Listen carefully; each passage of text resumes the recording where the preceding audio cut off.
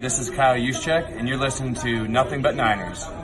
This is Charles Haley. You're listening to Nothing But Niners.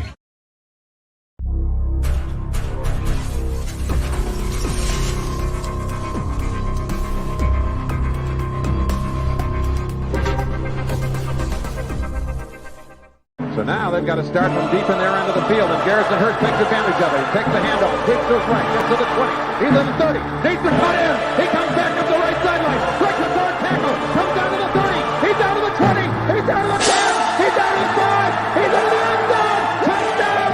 Touchdown! 49ers!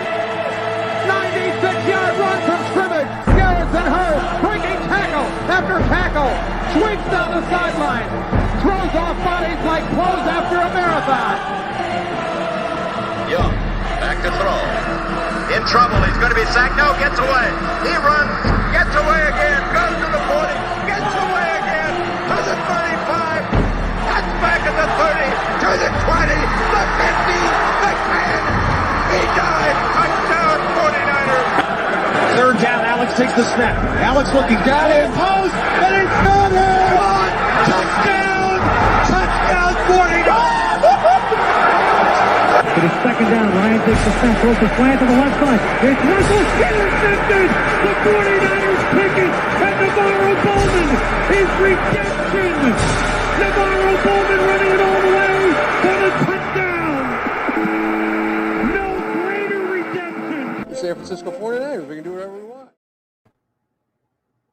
Click, click, boom! What's going on, faithfuls? The Nothing But Niners crew is back. Guys, we are here in mid-season form. I'm declaring it already. You know y'all are in for a show where my headband matches the shirt. Do y'all see the color coordination in there, bro?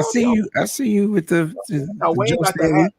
I got the little, I don't know what I'm supposed to call them because I order them as neck gaiters, but I don't put them on my neck. I don't cover up my face with them. I use them to hold the locks down. But I'm going to call them headband. So y'all call them what y'all want. We are in for a treat. Y'all see Wayne is in the building. Y'all see Tony is in the building. Tony, how you on, man? Are you okay over there, bro?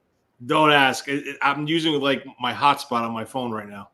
Oh, you can catch me at the hotspot, iFox. Okay. All right. So listen, guys, we're going to run through these formalities really quick. I'm going to ask the guys how they're doing, and we're going to have a good show. We got a lot of topics to go over here. The season is, guys, we made it to football. Like, real football. You can sit here and tell me preseason don't count. There's a lot of stuff to look for in this preseason, especially with this 49ers team with a new quarterback. We're going to get to all of that stuff. But first, we're going to run through some formalities, all right? So, guys, if this is your first time here on the YouTube page and you enjoy the show, please give us a thumbs up, like, subscribe, turn on your notifications after you subscribe because we do bring you guys impromptu shows, okay? So make sure those notifications are turned on. Give us a follow on Twitter and Snapchat. Those handles are Nothing But Nine, ERS. That is Nothing But Niners, all right, with the 9 in there, ERS. We have Facebook, Instagram, and Twitch. Those handles are Nothing But Niners. That's spelled all the way out. No numbers in there anywhere. It's Nothing But Niners on Facebook, Instagram, and Twitch. If you guys have questions, comments, concerns, you want to send us show suggestions, anything like that, shoot us an email, nb9ers@nothingbutniners.com. And then last but certainly not least, where the show must go on. Some stuff, we sit here, believe it or not, I have a filter. Believe it or not, I bite my tongue. But not over there on that Patreon, guys. You guys want to hear the raw, uncut, unfiltered. You want to watch games with us throughout the year. Yes, starting Friday, the Game Watch will be live. Make sure you guys are there. Got special surprises that I'm working on for you guys for the live game experience, man. Patreon.com/NB9ERS. Make sure you guys get on over there. Again, I'm your guy, 49. Old name, Mike Andrews, 83. To my right is my guy, Wayne Breezy. And below us is NJ Niner Fan 499. Give us follows on all of those social media platforms. Wayne. Yo. How you doing? Are you out of breath? Because I just saw you talking 10 seconds ago on my phone with you and Chapman. So I don't understand. I don't even know, have you inhaled yet? What's going on with you? Yeah, man. My wind is good, though, bro. You know what I'm saying? I try to run every other day to keep my cardiovascular stuff flowing. So I'm good. I'm good. But after tonight, after this show, your boy gonna crash hard. Yeah. Okay. All right. I'm not mad at that. What about you, Tony? How you doing down there, man? You cold? It's 102 degrees outside, and you got a hoodie. He got on a hoodie. I got the air on. I'm sitting in my rec room. The air's on, so it's kind of chilly down here. Oh, they got the good central air down there, yo, bro. Like that's what I'm talking about. You put the hoodie on. I'm just holding my breath that this doesn't lose connection. You'll be okay, man. You have what you say. Speak it into existence. Be positive about it, man. You're gonna be just fine, Tony. I got faith in you, bro. Not me. You better have faith in the T-Mobile hotspot thing. He said, Mike, it ain't me, man. It's not me. It's what's happening right now. Okay. I feel you, bro. I feel you on that. All right. So, guys, we got a lot of stuff to get to. We heard from Kyle Shanahan. We heard from Dante Johnson. We heard from Ray McLeod, and there was somebody else. Who am I forgetting? There's another person. Dante Johnson. Dante, and honey iced tea. Hold on. Oh, your boy, Spencer Burford. Oh, Burford. How do we forget Spencer Burford, man? Because he had the best presser out of all of them. That's why. There was a lot to take away from those pressers, but I do want to touch on some things, and we're going to tie these into our topics, okay? So as they come up in conversation, we're going to tell you this was mentioned in the pressers, all right? So the first thing that we're going to talk about heading into this Packers game is, what do you guys watch for in preseason? Like, what we can't sit here and talk about this scheme against that scheme. Yeah, it's all these guys against these guys. It's all different players. Mm-hmm. What do you guys watch for in preseason? I mean, me personally, I look for I call the CNC music factory. I look for cohesiveness and consistency, right? And I'm looking for consistency as far as the bigger picture, right? Because we know you're only going to see the starters for a very small, minute amount of time, but if the plan is the plan, I want to see if these second string, third string guys can keep that consistency flowing with their group. So I'm looking for that cohesiveness and that consistency, because that's how you're gonna make this team. You know what I'm saying? Like, we're gonna have a cut day next week, and then we got till August 30th to make the final cut day, and these guys got to be out there and be consistent. And I'm gonna tell you how I know consistency is super important, right? Because all training camp, we've been hearing how Juwan Jennings have been dropping the ball, correct? And Kyle Shanahan went out today and said that he's having the best camp, one of the best camps he's ever had, right? And so that lets me know that whatever Juwan does, he's consistent at it. He's consistent at dropping, and he's consistent at blocking, and he's consistent at doing certain things. So consistency is key for me. And with consistency, we need that cohesiveness, man. Are they going to be playing together? Okay. All right, Tony, man, what about you? What you got? I just want to see people compete from the opening kickoff to the final. I like whistle. That. Another C, Tony. Another C. I just want to see the competition from everyone that steps on the field. I want to see, I don't want to see guys like moseying around. I just want to see them just be competitive throughout the game, take every rep serious. Because it's going to be a very vanilla based offensive game plan for them. Defense, they're not going to blitz. I think they're just going to keep rushing with 4. They might send the blitz out of the slot, which is world renowned, but it's kind of like you don't want to show your hand.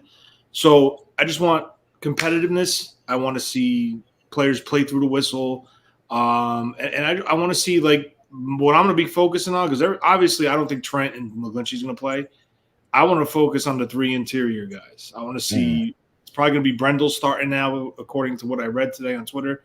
Brendel, Banks, and Burford. I want to see those guys get on the same page, and I want to see them play consistently together, because I do think they're going to get a decent run. Okay. All right. I like that, man. I like that. Now, here's the interesting thing about it. They did release the depth chart today, and who did they have listed at the starting center? Did you guys see it? Yeah. It's Brendel, isn't it? All right. Let's talk about this. We're here. Oh, by the way, I like both of your answers. Wayne, you sound like you were more watching the units. Tony sounds like he's watching more individuals. And I know we both watch each one of them. But I like the way that you guys broke it down. You know what I'm saying? I'm a little concerned about the center position. I'm going to be honest with you guys. Okay. We have a guy on the roster in Jake Brendel who is strictly a center. Strictly a center. Sounds good. Then we have this guy who moves all over the offensive line in Brunskill, who was competing with him at center. Okay. When Kyle Shanahan was asked today about Brunskill not getting any snaps at right guard, he said, well, it's because we already know what he can do there. We need to see what he can do as a center. Correct. Am I the only person on this panel not concerned that we haven't named a starting center yet? And yes, I got a little corny ass graphic for it. Like no one else is concerned about this, because if you have a guy who is strictly a center and he can't take that job away from a guy who, all intents and purposes, we've heard is struggling, he can't even get the snaps right. Why hasn't Brindell been declared the center? That tells me that this is a position of trouble. Does it? I don't think it's a position of trouble. I think it's you're letting Brunskill get these reps because you need somebody to possibly replace the center if something happens to Brindell. So God forbid something happens to Brindell, you want to make sure that Daniel Brunskill is acclimated to the game at that position. Is he comfortable with Trey Lance? You can see that he's still struggling. So he's getting the more reps because he's struggling. So it's almost like Kyle Shanahan saying, well, I know what Jake Brindell can do at center because he did it for a whole year with Trey Lance on the team too, right? So I don't need to see him do it, but let me get Brunskill in there because he needs the reps. So it could be that. I'm just concerned about center, period. I don't give a fuck. I mean, excuse me. I don't care who it is. It's not Alex Mack. So I'm just concerned, like, period, whether it's Brindell or Brunskill. And it better not be Donovan West, but I'm just concerned, period. So that's where I am. Tony, what do you think, man? I think, all right, I said this to you in text message, right? I think they want somebody to step up and take the center spot. I think they're playing those two guys against each other. Is Brunskill a better, well-rounded offensive lineman? We're going to go with yes with that, right? But you're talking about a center. This team got to stop moving people and trying to make them this, right? You have a true center in Brindell. Granted, he's probably not as polished as Brunskill, like I just said, but I just feel because he's a true center and he knows how to play that position, and Brunskill's coming in and struggling with the snaps, I think it puts Brindell ahead of Brunskill, and that's why they put him in the depth chart as the starter. But oh God, I just got everything back. Thank God. I'm sorry. But damn, I lost my train of thought. Yeah, I think Kyle just wants someone to step up and take this position. I don't think this team's gonna go outside unless something drastic happens in a preseason game. One of these guys gets hurt. I don't know. I think he's gonna stick with these two guys and let them battle it out. Because I think Brunskill's days as a guard is over. I think he's either center or he's the swing tackle. It's not going to be the guard thing, because I think this team's really sold on Burford to play that right guard spot, and I think they're really in on Banks at the left guard spot. But the center position, I think Kyle's leaning to the more true center than a guy they're trying to make a center, if that makes sense. Mike, you're on mute if you're trying to talk. Yeah, it does make sense, but I'm just so bad. Was I not on mute this whole time? That's crazy. I'm just baffled at the fact that they haven't named one. I'm really, really concerned that the pure center can't beat out the guy that's known to be struggling, and then the guy who's filling in, he's good enough to make it a competition over that guy.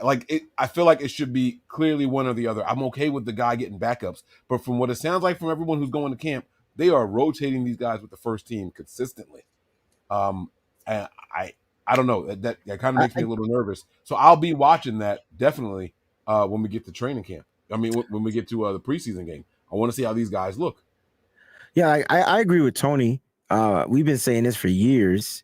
Like, stop drafting players and then making them play something like that they're not strong at. But that's just the 49er way. That's not a Kyle Shanahan thing. That's just what the 49ers been doing over the past 20 years. They get a player and then they try to make them play a different position. Next thing you know, it just doesn't work out. But maybe I'm the only one that looks at it a little bit differently, right? So I'm thinking maybe Brunskill needs the reps with the first team because we need to see how he's going to play if he's out there. I think Brindell, I think they're going to go with him. I know they didn't declare the starter for him, but I think he's going to be the starting center for the 49ers going forward. When will they declare it? Well, look how long it took Kyle Shanahan to declare that Trey Lance was going to be quarterback. So it's kind of like a long type of a process the way Kyle Shanahan handles things, but he wants everybody to know, like Tony said, that there's going to be competition. And so, I mean, how else would you make how else can Tony get better if I don't come in here and compete for his spot? How else can Mike get better if I don't come in here and compete for the spot? So I think that's what it's going to come down to. And so, you know, they say iron sharpens iron, bro. So let those guys go out there and chip off the iron, man. Let them go out there and do their thing.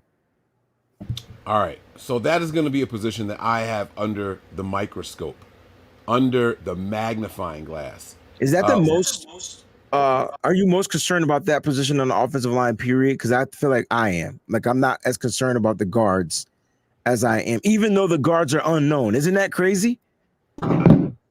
It's weird. I trust the training staff. I trust the coaching staff. I think I haven't heard about a competition at left guard at all. It's been Aaron Banks. It sounds like Aaron Banks has been doing pretty well too. So I'm not worried about it. I was happy when they drafted him last year. I saw the power. I said, you know, if he can go ahead and get himself in shape, we might have something here. I know a lot of people were nervous about Aaron Banks and things like that. He wasn't a system fit. He wasn't a scheme fit. You know, all those things were being said about him. That's true, Mike. When you look at the player and who he was, this guy, I hate. Well, I'm not going to jinx him and compare him to nobody else. I liked what I saw from him on tape. I understood some of his weaknesses, and I like, just like with Trey Lance, give this kid a year to hone those skills, to become who you think he can be. You know, another year under the belt in this system is more important than just some kid off the street. And I don't think it's fair to judge him the same way as if, you know, comparing him to a vet versus, you know, a first timer in this system. Absolutely. Absolutely. I didn't like the Aaron Banks pick. I didn't understand the Aaron Banks pick because he didn't fit the scheme. I did think that at some point we were going to switch schemes, though. So I thought we were going to go to a more of a power zone scheme opposed to the outside zone scheme, right? But we didn't. Aaron Banks got in shape, and it looks like he's going to be running. Even if we do run power inside, it looks like he's getting outside. So kudos to Aaron Banks for, you know, taking it up a notch and getting right. You know what I'm saying? That red shirt season was really good for him. He wouldn't have been ready last season. And sometimes we want to go out there and rush those guys in there. And we think that just because they're drafted, they should be plug and play, especially drafted at number in the second round. But you got to remember, Colin and John, they're drafting for the future, right? So they're drafting, and so they're getting these guys to come in here to develop. And so he just needed to develop strength-wise and body-wise to fit the zone scheme. Yeah. 72 hours from now, the game will be on. We'll probably be watching our third-string players at this point, guys. Give me some individuals that you guys are watching for. What players to watch during this game? Because I'm thinking third string, I'm looking for Danny Gray versus Ray McLeod, not Juwan Jennings. That's a matchup that I think is going to be crucial for wide receiver 3/4. See, I don't know how you feel, Tony. I feel like Ray has a spot. I think his spot is solidified on this team. He's got a roster spot for sure. For sure. So I don't, as far as three, or if anything, he should be fighting for the number 3 spot because we bring 3 wideouts. You might want to see him out there on dependent short down distance, bring him out there opposed to Juwan Jennings on a longer down of a distance. So I don't know. It's going to be cool, but I think him and Juwan are 3-4, and then Danny Gray and Malik Turner are 5-6, or Willie Snead. So he might sneak his way up in there. So the wide receiver position, period, come with them third strings is going to be fun to watch. Which guys are going to go out there and make plays with Nate Sudfeld and Brock Purdy and James Morgan? That's what's going to be really interesting to watch. Yeah, I mean, 2 receivers I got my eyes on is number 1, they just brought him in Snead, and the second one is Tay Martin. I like that. I want to see what the hell Kyle has up his sleeve with Snead. Tay Martin, I was big on Tay Martin as an undrafted free agent. He's a great wide receiver. He's not the fastest wide receiver, but he high points the ball. He makes big catches in big parts in big scenario, big game situations. The offensive line, I know we're only talking about guys in the third quarter, fourth quarter, but I'm watching those 3 interior guys from beginning to end. And no, you can talk about whoever you want. I started there. That was for my guys. Oh, I'm watching those three interior guys. That's what I'm focusing on. On the line, how they move together in unison on like the outside zone. I want to see that. I want to see Brock Purdy. See how he does, and the tight end position. There's no clear cut number 2 right now. They're bouncing around. One day you hear shit about Dwelly, then the next guy Fumagalli, I think his name is. Yeah, Fumagalli. And there's no. They need to rectify that because if I'm correct, I think what's his name's still on the PUP. Yeah, Charlie Warner's still on the PUP, bro. So yeah. So they need someone to step up. Tyler Croft, I heard, made a decent catch the other day across the middle, stretched out, pulled it in. The linebackers, because Aziz and or Greenlaw might not be here next year. So that's good. Flanagan Foles, Gremmel, Bell Harvey kid that made 2 interceptions in camp the other day. There's a lot of young talent on this roster, and that's why I think people are quick to say it's the deepest roster in the NFL, because there's a lot of young players that are very talented but just got shafted in the draft, and they just became undrafted free agents, and they came to the Niners, and they're going to make a name for themselves, these guys. And if they're not on a 53, they're going to be on a practice squad. If they're not on a practice squad, they're going to be on somebody else's 53. So I'm just looking forward to it. I can't wait for Friday, and there's a lot of players, man, that we're going to be watching. Yeah, I think my eyes are going to be glued to more the defensive side, and I'm not going to really focus on the offensive side because it's going to be too vanilla. But from the defensive perspective, I'm watching Ambry Thomas. I want to see if he plays different in games than what he does practice out there on the field, because like it's a different Ambry when they put on the Nike shit, like what I'm saying, and they get suited up. Deommodore Lenoir is having a great camp. But he's going to be out there in the third string, the defense as well. One of those guys might even get bumped up. Kadar Hallman's having a good camp. So I'm excited to watch the whole secondary, Tony and Mike. And honestly, I know he's not getting too many snaps, but this is a game. And if my boy can go out there and make a name for himself consistently, he doesn't have to make interceptions. He just has to make the tackles. I'm talking about Leon O'Neal Jr. If he goes out there and does that and shows that he can play this game on the professional level, that kid has a real good shot walking onto this team, making a roster spot. So I'm really cheering for him out there on the defensive side. Samuel Womack's another guy I'm looking for. Who's going to win this nickelback? We're not going to know who's going to win the nickelback today, Friday. We're not going to know. But I do want to see what the rookie Samuel Womack can do, the 5th round draft pick for the San Francisco 49ers. So I'm excited about the defense, man. I know the offense is going to be watered down, and once Trey comes out there, it's going to be stagnant as a mug, but the defense can always set the tone, and I think we're good on every level of the defense. You know what I'm saying? Just one more name, Castro Fields. I want to see that play, Castro Fields. Tariq Castro Fields, yes, having a great camp. It's just weird to me because he couldn't tackle, and now he's having a good camp.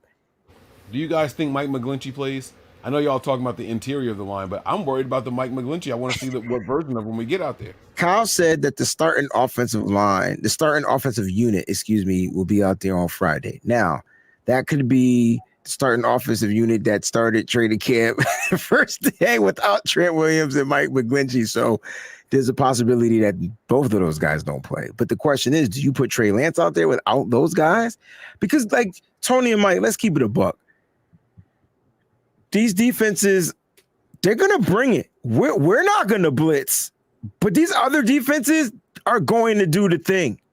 And I don't know how I feel about that shit, but that's just how I know it's going to happen. It's just because we're the 49ers. That's going to happen.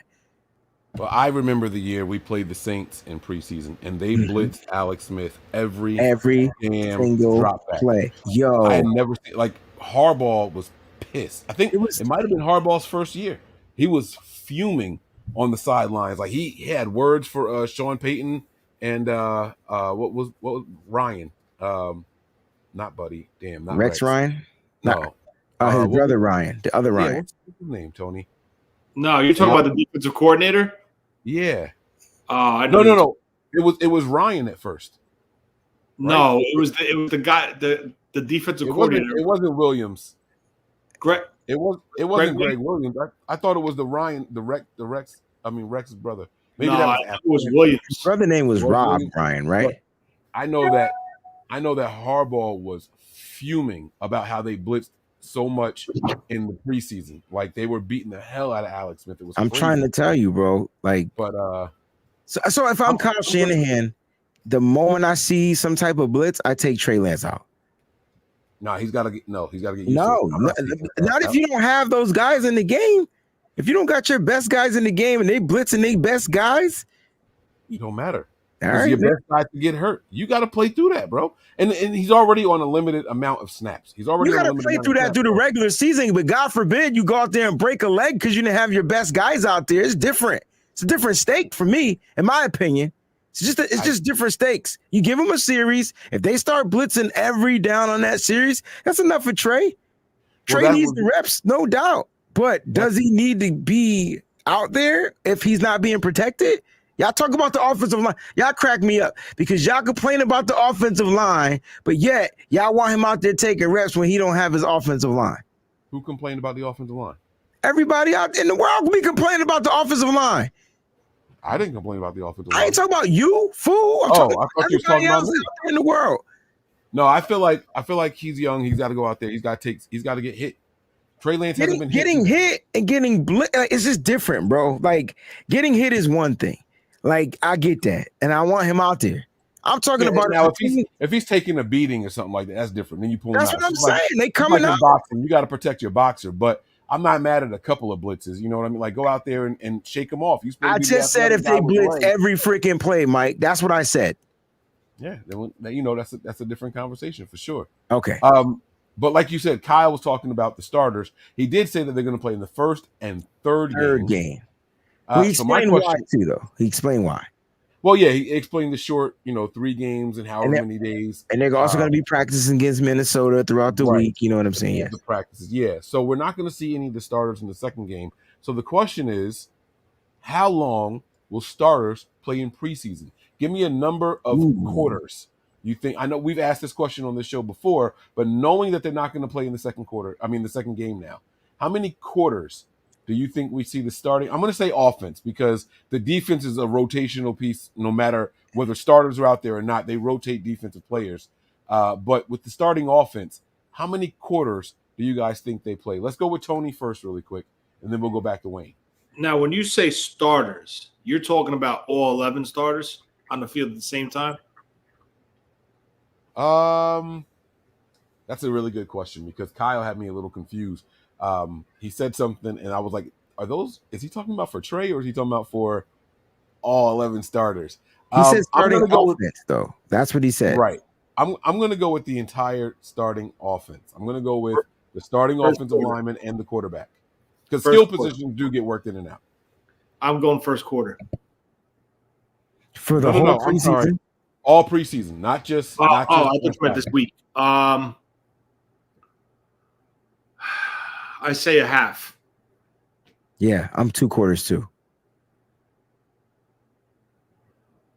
So a quarter, maybe less than a quarter this game, and definitely makes it up in game 3.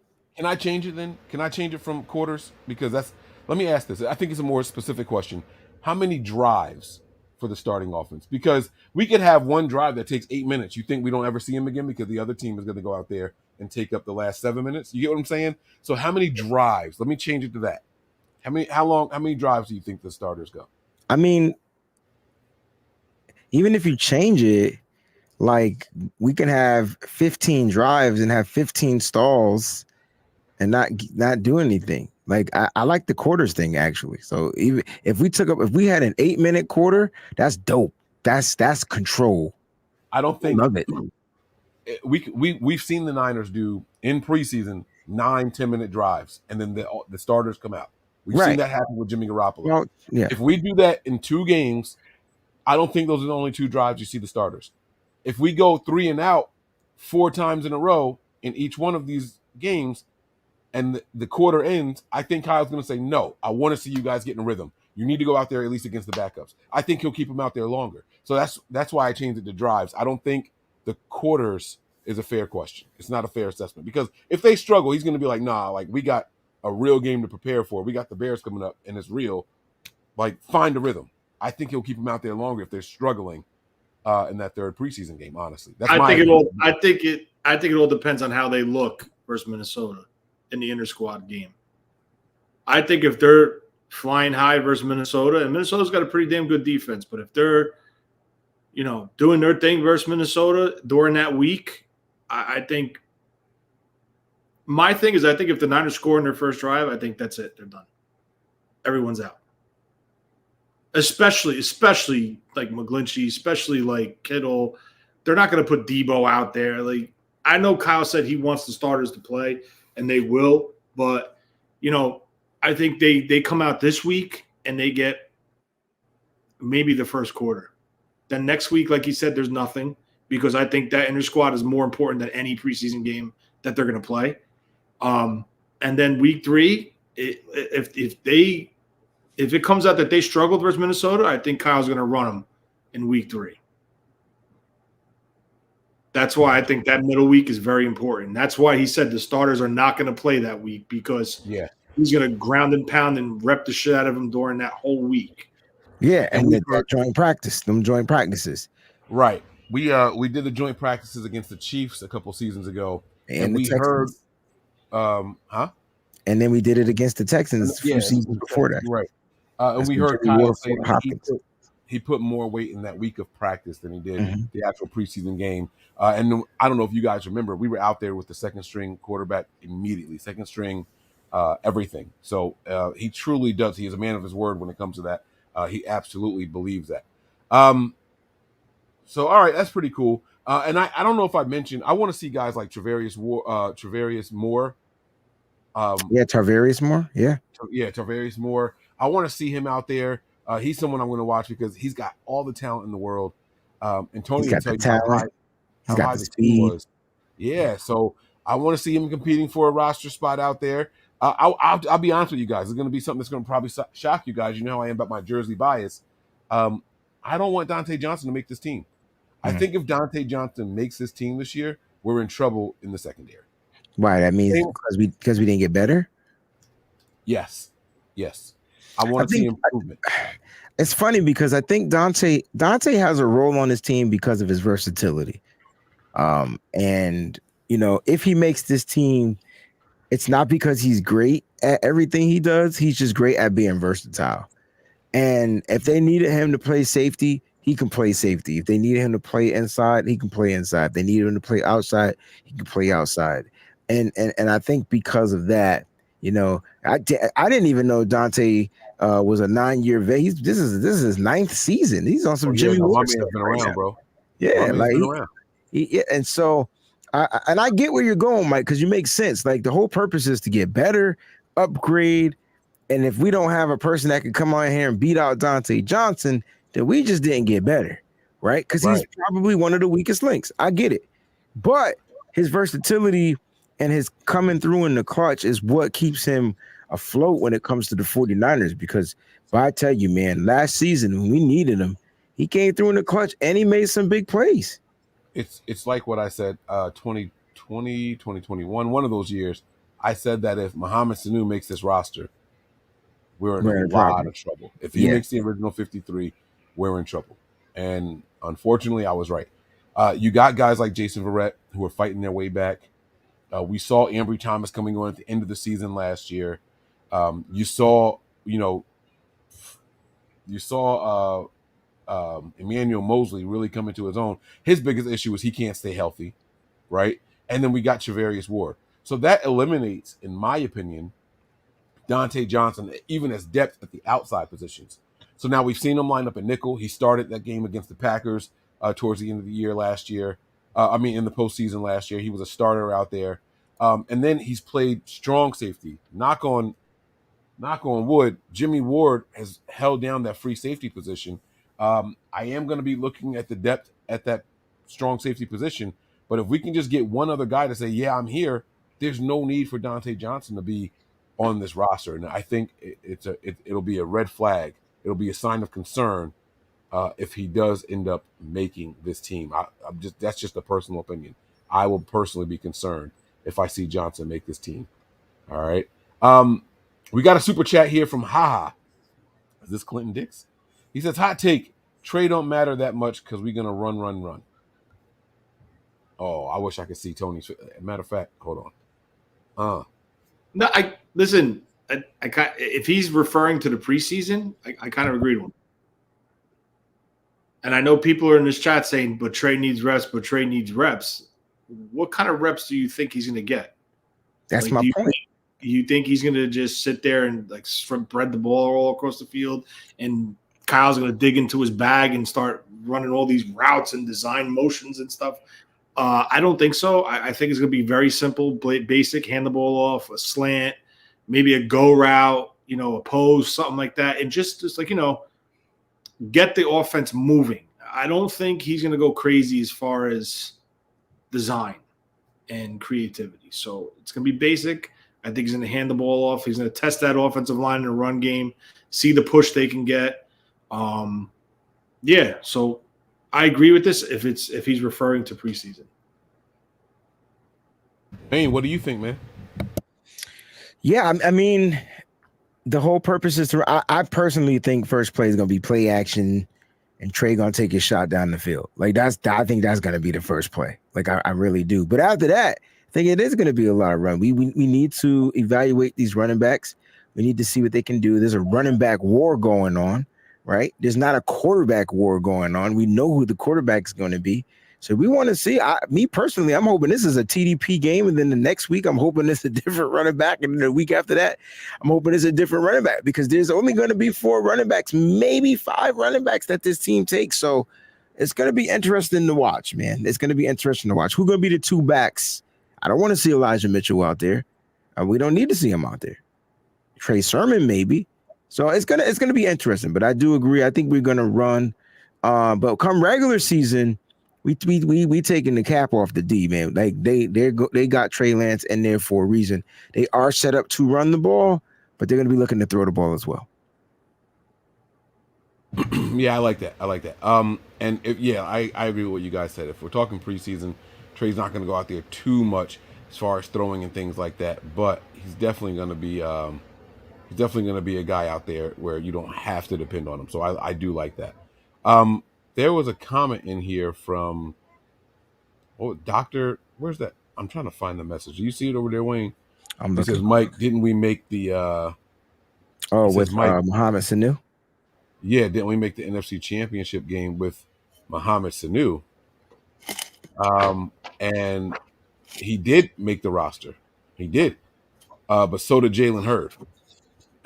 So that doesn't mean that things were okay. Jalen Hurd made the original 2021 NFL roster. Mohamed Sanu made the 2021 NFL roster. Hell, Trent Sherfield made it, and we didn't see anything from him. And that's something that I actually wanted to discuss with you guys. Well, there's reasons and levels to that, though, bro. I think I was talking to John earlier, and the reason why you didn't see much of Trent Sherfield is because of Jimmy Garoppolo. I feel like Trent Sherfield is a guy that just, he has speed. He can get down the field. Like you give him the ball down the field, boom, boom, boom. I mean, and that's what we saw in camp. Remember, that's what Trey Lance was doing. He was on the 2s, and Trey Lance was doing what? Throwing the ball down the field.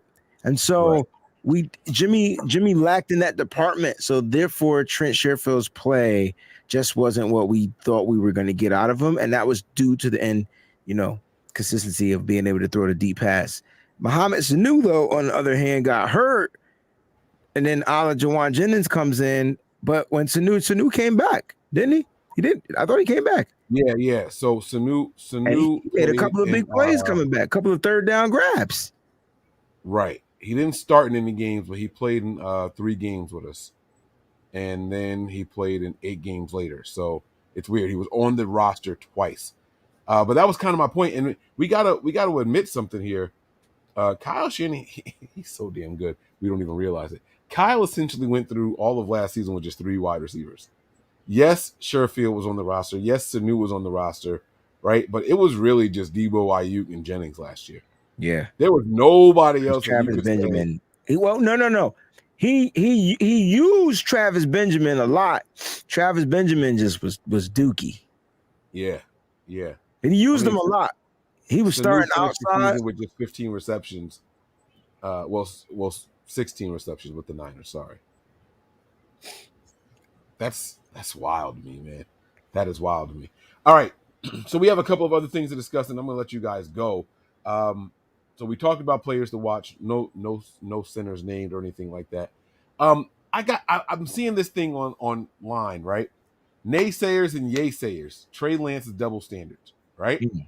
The naysayers say,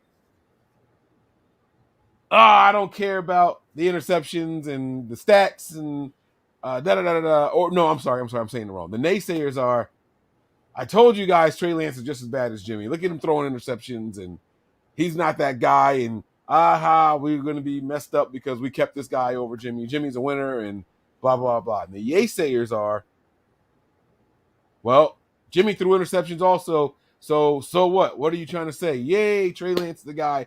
Trey Lance is the guy. I looked at Twitter today, and I didn't say a word. You go and look at my timeline. I didn't say anything about camp.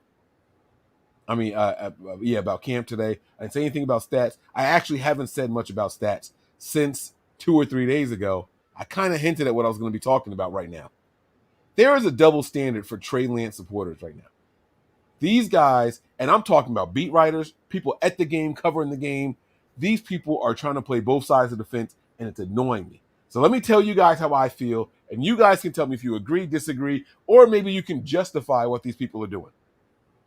It's all of a sudden cool to say, guys, stats don't matter because they're cheering for Trey Lance. Doesn't matter that he only completed 48% passes this game. It's what he's doing. It's the footwork and the throwing motion and the timing and the rhythm and how he's reading the defense. That's what's really more important. But then today when Trey Lance has a good day, you know what I saw from those same people that said all that? Bounce back game for Trey. Trey Lance is out there doing his thing. Trey Lance is all of a sudden looking a lot better. Great day for Trey Lance. These are the real numbers. 76% completion. You told us that didn't matter just 24 hours ago. 48 hours ago, you were saying the completion percentage didn't matter. The interceptions weren't a big deal. But he comes out there today, he has a good day, and all of a sudden those numbers that you said didn't matter. Who cares if he's throwing interceptions? It's practice, guys. Don't worry about it. Not a big deal. Now, all of a sudden, those are the highlights of your tweets. All of a sudden, those are the reasons you're excited. You're happy to be there. I saw people online saying, it doesn't matter. No one cares about that. But you're at these games for a reason. I know some of you people flew from far away to be at these games. Don't tell me that they don't matter at these practices. I'm sorry. Don't tell me they don't matter. You were there for a reason. What's your reason for being there? And if you're going to tell me it's not because of Trey Lance, why is he in so many of your tweets? Why is he the headline of your articles? So which one is it? There's a double standard going on here for Trey Lance, guys. When he has a bad game, that's no big deal. Who cares? It's not what's important. When he has a good practice, Trey Lance is the man. Told y'all, like, this is what you're going to see. This is what we can expect. This is what we're hoping for going forward. Well, Wayne, Tony, which one is it? I'm staying out of it. I don't know. All right. So I'm trying to I just want to take this banner off because we need to see your face. So I'm trying to grasp the concept of the double standard. I think what it is from everybody is like the reason why they're saying that the numbers don't matter when he's not doing well is because of the context that some of them try to provide. Like, there's a lot of context that goes along with it. Plus, they've already accepted the fact that he was going to make mistakes because he's young, right? And so I thought you were going to go more along the route like Jimmy to Trey Lance and how that type of a double standard. But to go along with what you're trying to say is I can't justify it. I'm not worried about Trey Lance. I'm not going to say numbers don't matter because I said on my show that the numbers, the stats, it's the only thing that matters. People don't care about context. We care about the context, and our job is to explain the context. But that ain't what the regular normal person is going to be looking at. They're not going to look to read, oh, he threw an incomplete pass because his wide receiver fell down on the play and then didn't get up in time and the ball was right there and then it went straight to. That's the context. I got to ask you something. What you just said, I read somebody's tweet that said the same thing, but in the same sentence, they said Trey Lance had all day to make that throw. So if you're telling me, then listen to this. Just listen to this. If you're telling me that the receiver ran his route, tripped up, lost his balance, and fell, and the defender made the pick, how the hell can you see what is protection?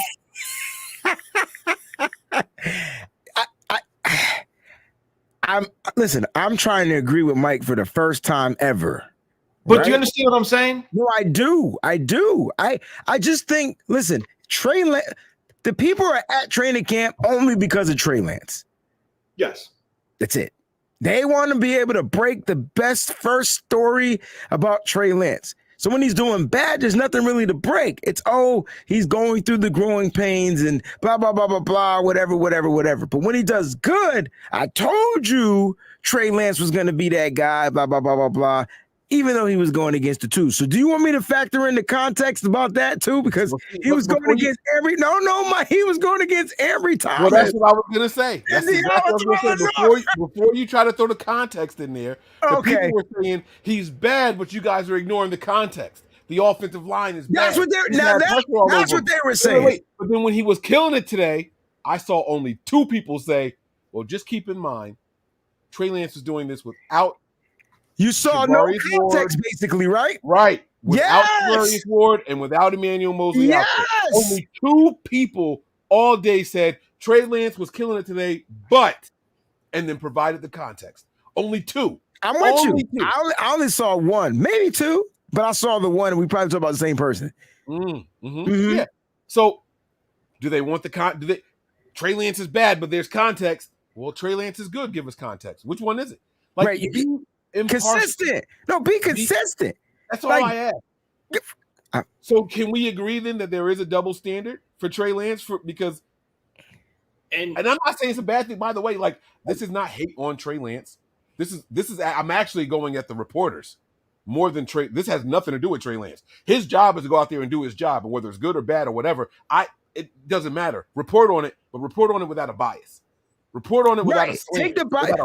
Reporters aren't supposed. If you go to journalism school, you can't have a bias. You're not even supposed to be a fan of what you're covering. You're not even supposed to be a fan of what you're covering. Usually, like, you could be a fan of the sport, but usually they'll say, if you're a 49er fan, they're shipping your ass to Milwaukee. So they're shipping you somewhere totally different. If you work for ESPN, they will ship you somewhere to where your bias is, because it influences your reporting and it changes it up, and it's showing that you have a hard passion for something, and that's not what people want to read. People want the unbiased opinions. My thing is this, right? We're talking about, like, whether it's this or it's that. My thing is, the number one thing that I took from today's practice was this. Trey Lance never did a 2-minute drill at North Dakota State. He dominated the 2-minute drill today in that camp. Facts.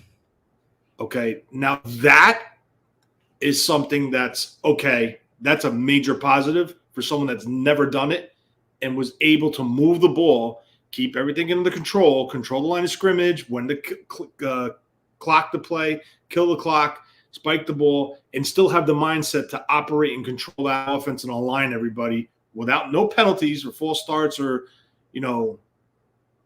false alignments, whatever you want to call it. I'm out of my football mode, but illegal formations. So that is something that I took away from today as a major positive. Take the numbers, get them out. He moved the ball. And I understand what you're going to say, but it was those two guys.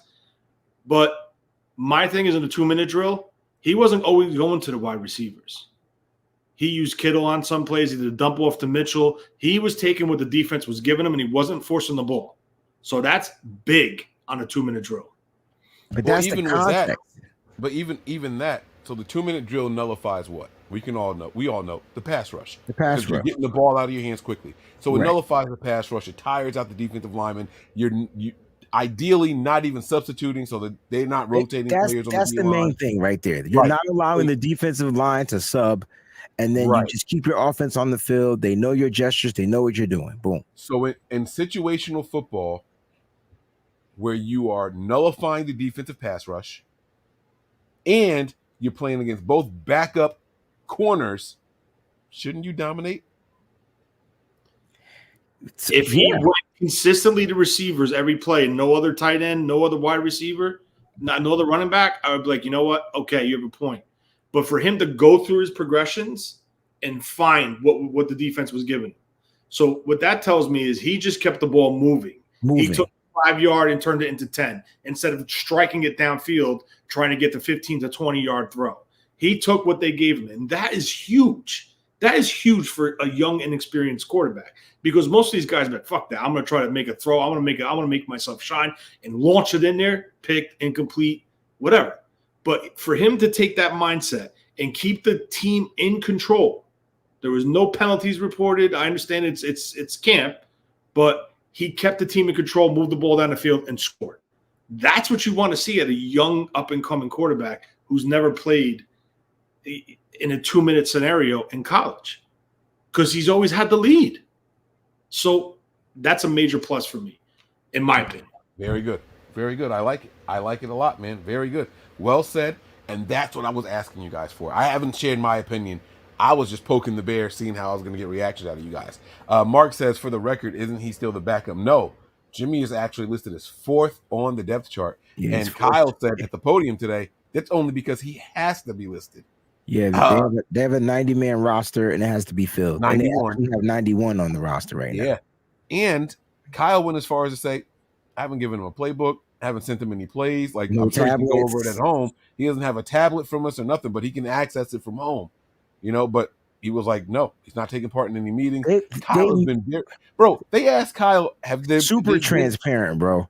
Like too transparent. Kyle pissed me off today, yo, bro. Like, yo, have there been any calls about trades for Jimmy Garoppolo? He's like, not to my knowledge. Not that I know of. Like, Kyle, lie, fucking lie to us, man. What are you doing? Bro. Listen, Kyle. Listen, he is officially closed. There's no way in heaven, hell, they friends, bro. There's no way. Yeah, Kyle closed the book and put the lock on one of them old Vincent, whatever his name is, that scary guy that did the Thriller song. And he used to have locks on the book so the little kids couldn't get into because they were scary. Vincent Price, that's his name. Kyle got a lot. Yo, he closed. That shit is closed. There's no way they're friends, bro. Jimmy there because of contractual obligations, bro. I'm sitting here like, Kyle, come on, lie. He was like, nah, I don't know anything about that. He was like, that's handled by his agents and the people. And he said, like, yes, just say yes. Like, yeah, I heard about a couple of people inquiring, but I don't know if anything's concrete. Like, he could have said anything. He was like, nope, nothing. Yeah, listen. Nobody wants this motherfucker. Kyle just put it all out there. But wait a minute. Wait a minute. I got slayed with a butter knife when I said nobody wants Jimmy. How am I wrong? Name one freaking team that wants Jimmy. Tony, give me a team, bro. Mike, give me a team. Somebody give me a team. Seattle. Yeah, right. I honestly, Mike, I don't think Seattle will take him. I don't. Nobody wants him.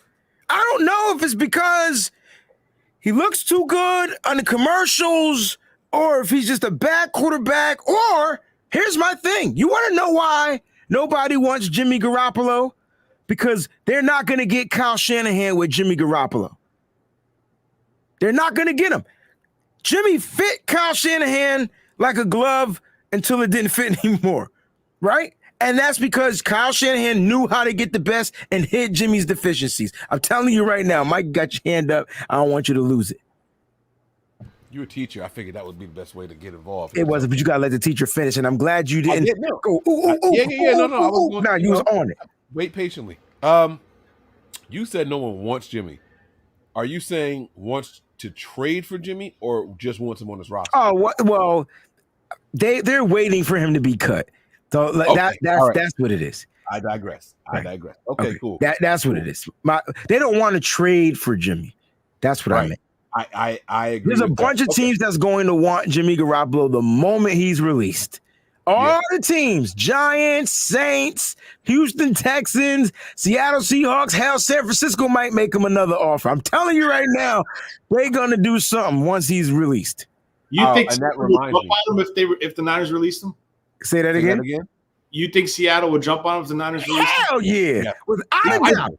I don't, because I'm going to tell you why. Number one, their offensive line is not good. Number two, you have DK who likes to run down the field. They're going to pay Jimmy. You got Lockett who likes to run down the field, and then they just added Marquise Goodwin. You got guys that like to go down the field. Jimmy don't fit. I got you. Wait, but Seattle has signed multiple players for intel-only reasons from the 49ers. You don't think that there's a chance that they take Jimmy Garoppolo, who, by the way, I have heard is throwing the ball further than what he was previously doing. Yeah, his arm looks stronger. It's stronger. Oh, and he's throwing off of his back leg, y'all. The thing is, if he can't hit, like if he's not accurate with the deep ball, it doesn't matter how to throw it. Look at the Super Bowl. He overthrows Emmanuel Sanders by at least 5 to 7 yards. He's not overthrowing DK, though. Yeah, exactly. You're not throwing another 7 inches of someone running down the field, plus the long arms and all that. Like that some things are worth the gamble. You know what I'm saying? I'm just saying I've heard some really positive things about Jimmy's arm. Now, obviously, no one's seen him, moving. He hasn't done anything else other than throw, Mike. He's playing catch. That's it. But they're saying that the velocity is good, is there. They're saying the strength is there. And I haven't heard anything about his arm fatigue. Jimmy can't throw today. He's out there throwing every single day to the sideline. Never mind. Nah, we're not going to do that. We're going to leave the Rams alone, bro. Is that where you were going? No. Me, no. Oh, what? No. Now I'm interested. What were you going to say? I was being sarcastic. Oh, okay. Oh, you wanted okay. All right. So that was an interesting thing here. I got one more. Well, maybe 2 more things. Let me look at our list here. I did send the list to everybody, but I do have something else I want to talk about. This is going to be a little fun exercise here. This is called Find Another Word. I hear coaches, I hear players use one word over and over to describe people during preseason, specifically on the Niners. So I was like, you know what? I'm going to go watch pressers from 3 other teams, and I'm going to wait to hear them asked about another individual player and see if I hear the same word. And sure as shit, I heard the same word every time to describe another player on that roster. You guys want to guess what that word was? Beast. Not beast. Close. Animal. Oh, you're right there. Monster. It was dogs. I hear everybody describe, he's a dog. He's got that dog in him. We got some dogs on special teams. Right, we got some dogs. We heard it today. Exactly. Ray McLeod was saying it, right? So the league full of dogs is what you telling me? Huh? You trying to tell me that they're trying to say that the league is full of dogs? Well, I mean, and everybody can't have dogs. And if they do, there's got to be different levels of dogs. And Wayne, you've been on here with me. We've done this exercise before. Okay. Yeah, you might be a dog, but you still might be just a chihuahua. You might be a little shih tzu. Right. Everybody can be a dog, but you ain't got to be a big dog. But we're not going to do that. This is my challenge to you guys. We are going to find another adjective. So I want you guys to pick who you guys think is going to be one of the breakout players of this year and describe them without using the word dog. I want you guys to tell me someone who you think is going to come out, put on a show, be really good, but you can't use the word dog when you are describing them. So you got to tell me who they are and why, and don't use the word dog. I'll go first if y'all want me to. I got no problem going first. Let Tony go first. Oh, Tony, like he's thinking over there. He's chewing the back of his hat over there. Yeah, I'm thinking big time.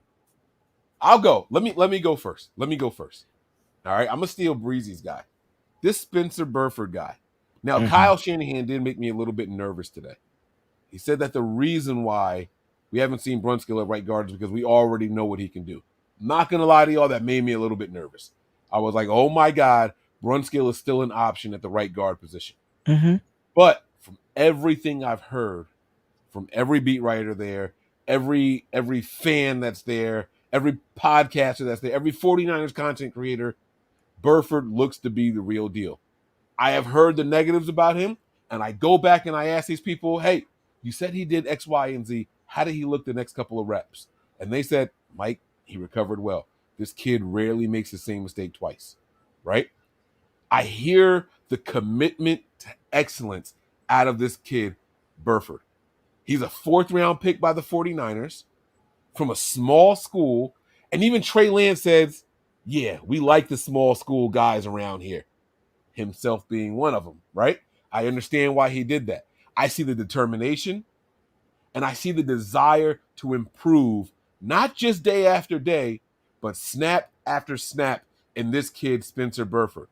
Kyle Shanahan had positive things to say about him, and then he goes up to the presser. His demeanor, the way he stood with his shoulders back and his chest out, leaning down to the microphone. I'm sitting here like, yo, this is a grown man standing here.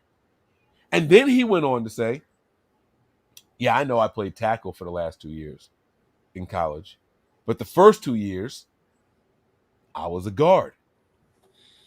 I'm comfortable at whatever they ask me to do. And wherever they want me to play, I am going to do it. And they said, well, did you have a goal of being a starter here? No.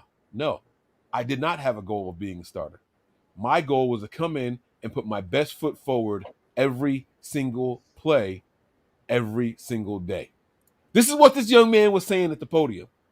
Guys, I don't know the last time I saw someone so not nervous. The eye contact with the people asking questions. And then you hear, I've heard people go up to the podium and they ask them a very direct question. They dance around it and give a generic answer without ever answering the question. I only saw him do that one time, and he had a lot of questions thrown at him. I only saw him do it one time today. Every other answer was very direct, with full of intentions and direct eye contact with the person asking the question. Spencer Burford is not a dog. Spencer Burford is hungry. Spencer Burford is someone who is on a mission. He is someone determined, and I absolutely love it. I freaking love it. Do you I know don't any? need him to be a dog. So you described him with an adjective. He's hungry. Determined. Do you know? Well, there's a couple things I just want to throw out here before we move on to the next guy. Number one, Trent Williams took him under his wing the minute they drafted him, and he brought him to Texas to work out with him. So right off the bat, that's a plus there. Second thing is Jason Poe too. Jason Poe too, correct. Second thing is, I don't know if you guys caught it, but at the combine, he said something about with his meeting with San Francisco, they felt that he could be a starter in this league. Now, the person that's probably telling them that is not John Lynch or Adam Peters. I think it was Chris Forrester. So I think Chris Forrester, by saying that to him, took a little bit of weight off the shoulders and like to ease the pressure a little bit. You know what I'm saying? He worked with Trent. The kid's phenomenal. And I'm telling you guys right now, I texted in the group. When I saw that clip of him, when I said, what do you guys see here? And I think Nick said something about Debo on the jet sweep motion. I'm like, no, it's bigger than that. And I think, Mike, you said it on him pulling. My man looked like Guy McIntyre. I don't know if you guys remember Guy McIntyre when he played, but Guy McIntyre, when he used to pull and get out, he flew. He flew out of his stance. And my man, you saw the down blocks from the left side. He looped around and he just bolted downfield. And I was like, holy shit. He looks like a bigger version of Guy McIntyre. And from that point on, I was just like, wow, this kid's special. And, I understand he went to a small school, but he was a 4-star recruit coming out of college, coming out of high school. This kid was no slouch coming out. He chose to stay in that area. I don't know if it was his hometown, but he chose to stay local and go to that school. So I think the 49ers really stepped in shit and really got a diamond in the rough with this kid because they sent their scouts out to hit the pavement and find people. And they found something here. I thought he was going to be the right tackle of the future, but I guess they want him on the field earlier, and he's proven to be on the field earlier. And he took what he learned from Trent, and the same thing with Poe, working with Trent. This kid's ready. And that's why I want to really lock into him and watch those 3 interior guys. Because I think if they get on that same page and they gel with that continuity on those 3 inside, I think this offensive line is going to be fine. They better watch out. I can tell you that. They better watch out. Now, we are in the middle of an – he's a bigger physical guy. but he's not the guy that's like the Kevin Gogan, the 335, that's 6'7". He is just a big dude. Like he's 35-inch arms. He's 6'5", I think, 305, 310. And he's just a big dude with a nasty streak. Yo, he's solid, man. And he's quick. And in this offense, on this offensive line, that's exactly what you want. You want these guys out there doing what they got to do, as well as pass protect. And I think because of his tackle skills, he'll be good in pass protection. I think he'll figure it out. You know what I'm saying? Even playing at the guard position. But listen, I've been high on Spencer Burford the moment they drafted him. I started getting my tape, and that was it. And I was like, this kid is going to be a problem. That's why I said I'm stealing Wayne's guy. That's exactly why I said I'm stealing Wayne's guy, because you were the first person I heard praising this guy, and I'm like, what the heck is he talking about? You know how hard it was to even find film on this quiz? For you to come out with so much confidence about him. I was mad. I was like, he just picked somebody. This he lying. He just picked somebody to go.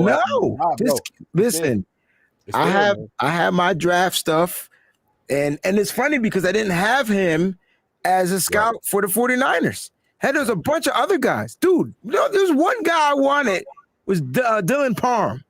He's having a great-ass camp, too, by the way. Nobody's paying him any attention, but that was the guy I thought the 49ers could probably get in the draft that would come in. He can play center, guard, whatever you need him to play. I watched him play in the Senior Bowl, but I knew once we got Spencer Burford, I started thinking, I was like, he's going to fit in this offense. I feel like they got him playing guard now, Tony, but don't be surprised if they slide us behind right back to right tackle next season.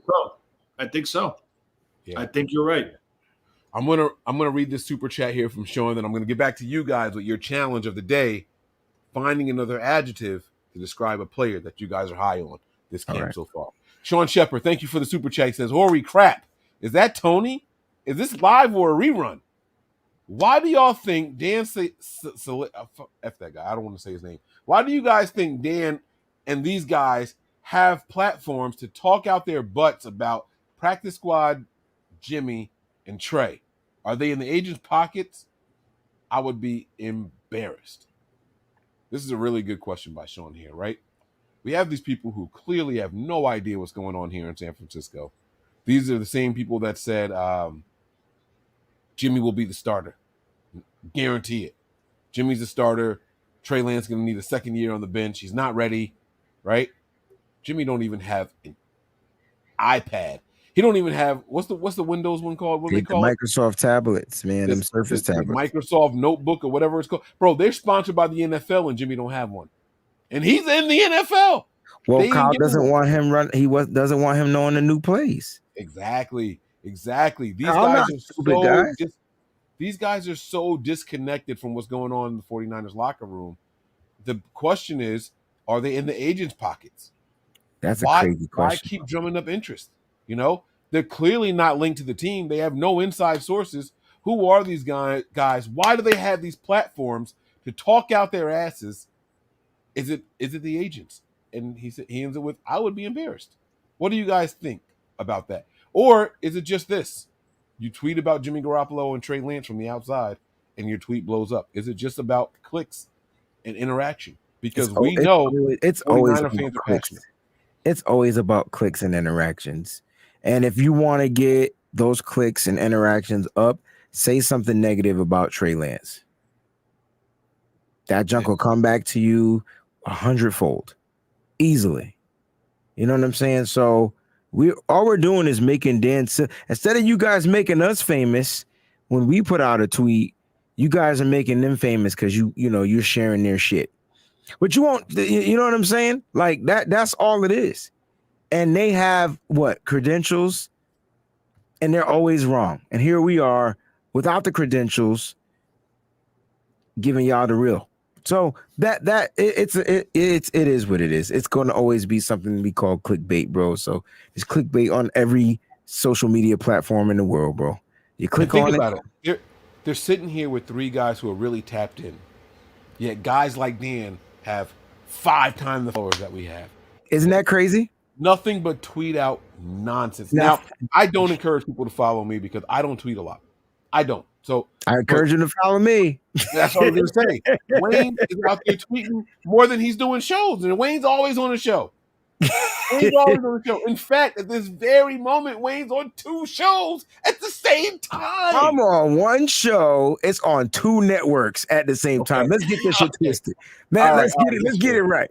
That's fair. I'm on Nothing But Niners, and it's airing on the Wayne Breezy channel as well as the Nothing But Niners channel. But that's my point.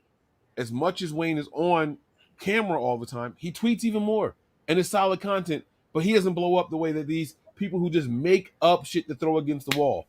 You know what I'm saying? They boil pasta for 5 minutes, grab a handful of it, throw it against the wall to see if it sticks. See if it sticks. That's true, Mike. It's crazy. Nick, geez, Tony, what do you think, man? How do guys like this get the platforms? Why do they continue to do it? What are your thoughts on it? I don't know. I think it's definitely clicks. I mean, you're just throwing, like you said, shit out of the wall, see if it sticks. And people just, oh, what's he saying now? Oh, look what he's saying. He retweeted. Oh, look at this idiot. Like, you know, I had an interaction with this guy, and I don't know, whatever. I told him how I felt. Like, you know, you just have a thing against the Niners and everything's negative against the Niners. You know, you're saying this about Jimmy, how he's going to be the starter, how Trey Lance isn't ready, but, you know, Jimmy's on the 4th string on the depth chart. He's not even allowed on the field. Kyle pretty much said he's done. And he's insisting that this is this and this is the way it is, but he's saying it's not that, it's this. Stop. Like, you're putting out false shit. It's not right. And just keep going. Go cover another team. Why do you got to cover the Niners? Go talk about the Giants. You know, go talk about the Cowboys. Leave us alone. You don't like the Niners, go cover somebody else. It's because, Tony, the Niners get them the numbers. Y'all keep telling me numbers don't matter.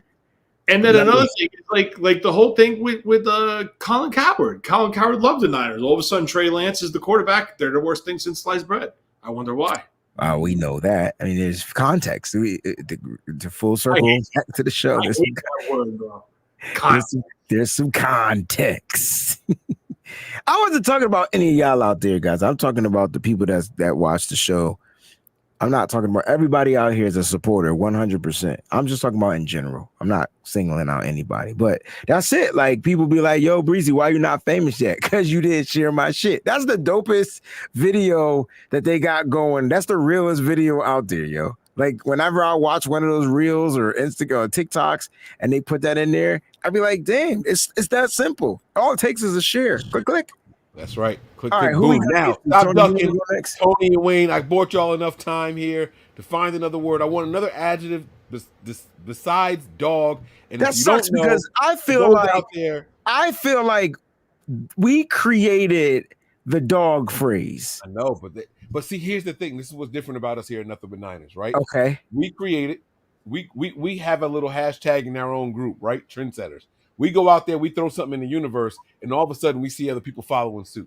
Now, I'm not saying that we started people calling each other dogs, but we started calling these 49er player dogs.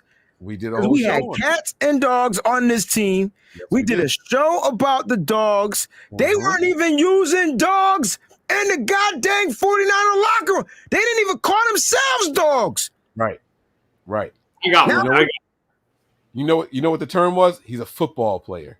That's the biggest compliment I can give to somebody. He's a football player. You guys remember those days? Anyhow, we're here now. So now it's time for us to change it up again. All right? So the definition of an adjective is here. A word or phrase naming an attribute added to or grammatically related to a noun to modify or describe it. That's what I'm looking for you guys. Give me an adjective to describe these guys. Go ahead, Tony. I'm going to go with Travarius Ward. I'm going to say he's a competitor. He's a competitor. Just take one, Tony. All right. I'll just say he's a competitor. Let him go. Keep going, bro. Let's go. Let it go. Well, if Tony take all my words, I quit. I'll just say competitor. That's it. Nah, go ahead. Keep going, Tony. I want to hear us. You had a whole soliloquy. Go ahead, competitor. He has a presence, and he's a leader of that DB room. And he's brought – I can't say it. This is funny. I love it. He is a competitor. Mentality. How about that? No. You said it. You said it. Like, just from the word competitor, that's all I needed to hear. Because I said this earlier in the show. If I'm coming into this camp on Nothing But Niners, and I'm gonna come out here, and you better bring your A game. Mike better bring his A game because I'm bringing my A+ game. Like we gotta keep each other sharp, on point. The only way iron sharpens iron is if the irons are sharp already. You can't have no dull iron and expect it to be fully sharp. It's gonna take a minute. Go ahead, Mike. And let me add to that, because this is a very important point to what you just said. The only way iron sharpens iron is if they are on point, but they got to clash also. They got to throw that out. Got to bang. I wanted to throw that out there. They got to bang. Exactly. All right. Let me shut up. I like what Tony said though. He is a competitor, and he changed the whole mindset. But see, I got another player on this defense. Mike, who did you go with? I went with Spencer Burford. Oh, so you went offense. So I got another player on the defense. And the word I'm going to use for him is motivator. And I feel like this particular player is well seasoned. And he is the talk of the team. He's the mouth of the South, or the mouth of the West. I call him mouth of the South because I grew up watching wrestling. But he's the mouth of the team. He's the voice of the team. His name is Jimmy Ward. All right. So yeah, I know y'all call him the enforcer. He's more than that. They are glued to the words that come out of his mouth. And I love it. I don't know if he's that competitive, if he has that competitive gene like Travarius Ward, but I can tell you right now, he gonna get them boys playing football, all of them. And you know what's funny? I remember D'Amico Ryans going to Jimmy Ward and saying, "Dude, go get Ambry and Diamador Lenore. Like you gotta motivate him. You gotta mentor him. Like, you know what I'm saying?" He was like, "Oh, all right." So he had to be told to do that. Now he's a mentor, bro. He's a motivator. He's a mentor. And I like that about Jimmy Ward. And kudos to Jimmy Ward. And I think Jimmy Ward is going to have some type of pro in his name at the end of the season. I'm not saying he's going to be all pro, but he's going to have the word pro in his name.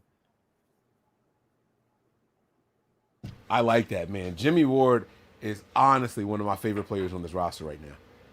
He might be in my top 3. He's definitely in my top 3. And it's because of when I was isn't he the longest tenured on the Niners right now? Him and Eric Armstead, yeah. And Dante Johnson. I'm about to say Dante Johnson would qualify, but he left for a season. Okay. So it's Ward number 1, then Armstead, right? Ward is 9. Armstead is what? 8?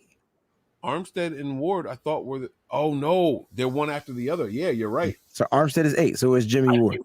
I think it was Ward, Armstead, then Buckner were the picks. Right, because Buckner came the year after Armstead. So 2015 was Eric Armstead's rookie year, and then Jimmy Ward was 2014. And I didn't want to cop out and call him a leader. I think they're all leaders in their own kind of way. I hate that term. Me too, bro. Me too. Me tell you, I can't tell you how many times I have watched a game, or I've watched players, and people are like, "Oh, he's a leader now. He's a leader now." You guys only call people leaders when they're winning. I hate that so much.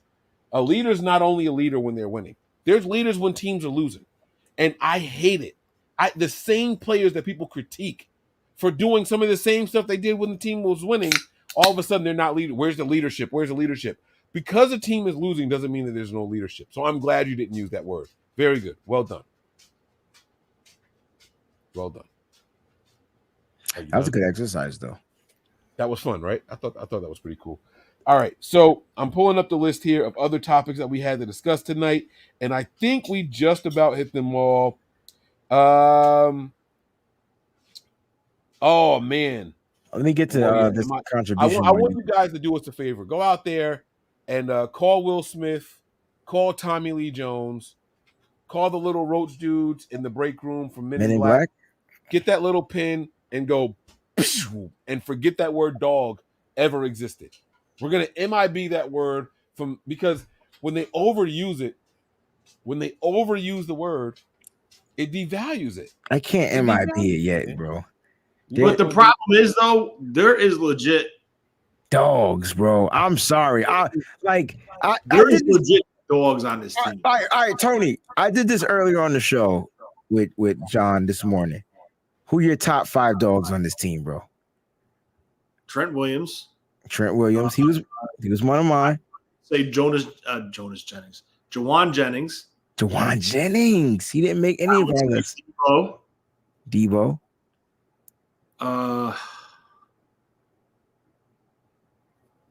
I think Kinlaw could be one this year. Kinlaw. If he could stay healthy, I think Kinlaw could be one.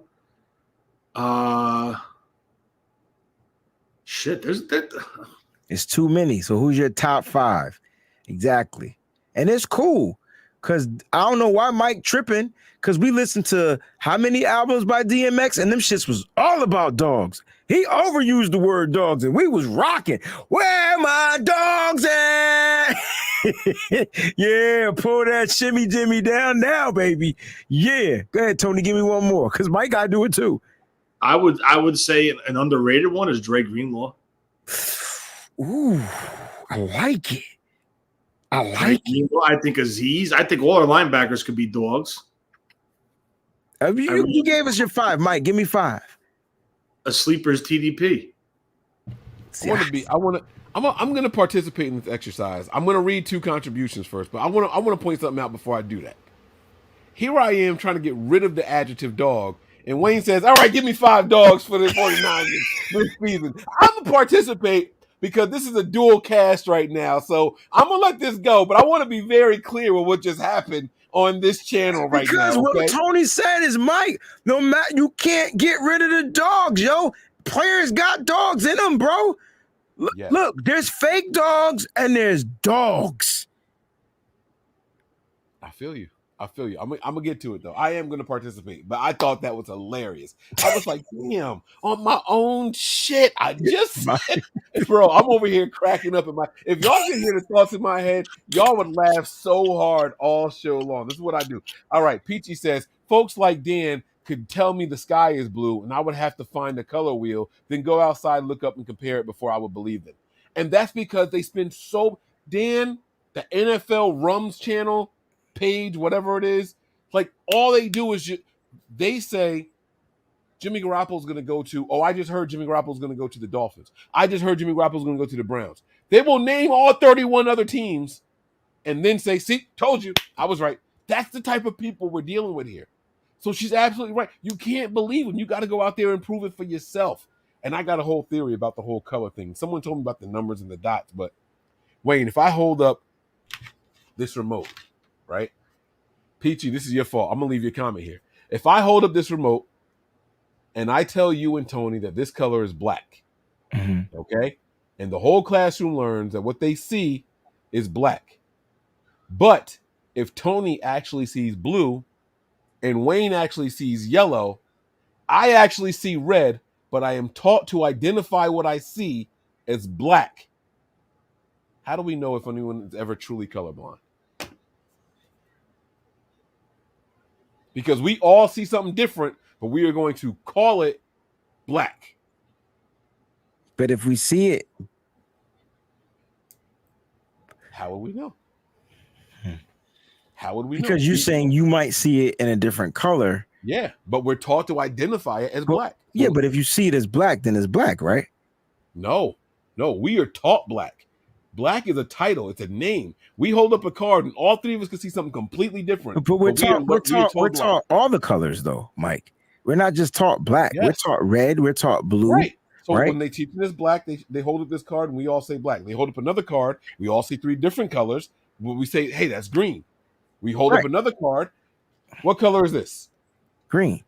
This is my daughter's eyeglass case, right? But what if you actually see yellow and Tony actually sees blue?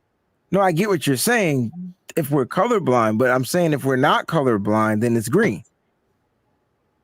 Or if we are colorblind, but we were taught to identify it as green, it's still green. That's all I'm saying. Colorblind doesn't change what colors. Like if I hold this up 3 times, a colorblind person's still going to see the same color that they see. You understand what I'm saying? So it's no, I do, but that's if you're colorblind. So if you're colorblind, there needs to be a colorblind chart. Greens or yellow. Well, it turns out that's why they started doing numbers. Have you ever gone to the eye doctor and they do the dots and what number do you see inside the numbers? Okay. Apparently that's the real way to do the colorblind chart. But that was my crazy conspiracy theory from when I was in high school. Like, we got to find a better way to do this. All right. We got 2 more super chats that I got to read here. And then I'm going to give you guys my 5 dogs. But Peachy, thank you for the super chat. Sean, thank you for the super chat. Ha, thank you for the super chat. Bleed Red and Gold, thank you for the super chat. Gladiator or Warrior, you don't bring the pain to us. We bring the pain to you. Off the top, first thing in my head other than dog, I like it, man. I really, really like it. Gonna tackle me, haha.